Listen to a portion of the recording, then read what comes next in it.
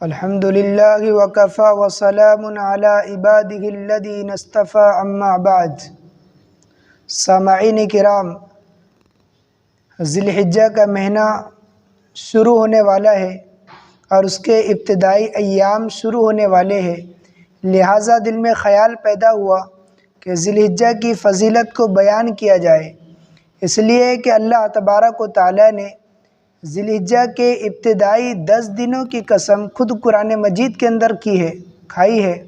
اور قرآن مجید کے اندر اللہ تبارک و تعالی ایسے مقام پر قسم کھاتے ہیں جس سے قرآن مجید میں قسم کھانے کی وجہ سے اس مقام کی اور اس جگہ اور اس چیز کی عزت، اہمیت، قدر اور بڑھ جاتی ہے۔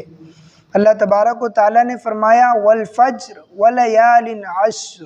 والشفع والوتر۔ بڑے بڑے مفسرین کا یہ کہنا ہے کہ ولیال عشر سے ذی الحجہ کے یہ 10 ایام مراد ہے، یہ 10 دن مراد ہے، یہ 10 راتیں مراد ہے،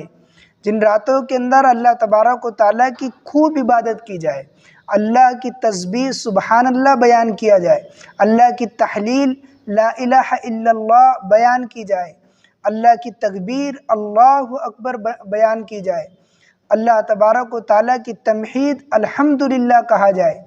اور پھر اللہ تبارک و تعالیٰ نے دوسرے مقام پر فرمایا کہ ذی الحجہ اور ذی قعدہ اور محرم اور رجب یہ 4 مہینوں کی بھی حرمت کو بیان کیا ہے، لہٰذا اس اعتبار سے ذی الحجہ کے احترام اور اس کی عظمت اور زیادہ بڑھ جاتی ہے۔ اور پھر اس میں ایک مقام پر فرمایا الیوم اکملت لکم دینکم واتممت علیکم نعمتی ورضیت لکم الاسلام دینا، کہ اللہ تبارک و تعالیٰ نے اس میں اسلام کو مکمل کیا ہے اور ساری نعمتوں کو اللہ تبارک و تعالیٰ نے جو اسلام کے اوپر مسلمانوں کے اوپر نچھاور کی ہے اس کو بھی اللہ تبارک و تعالیٰ نے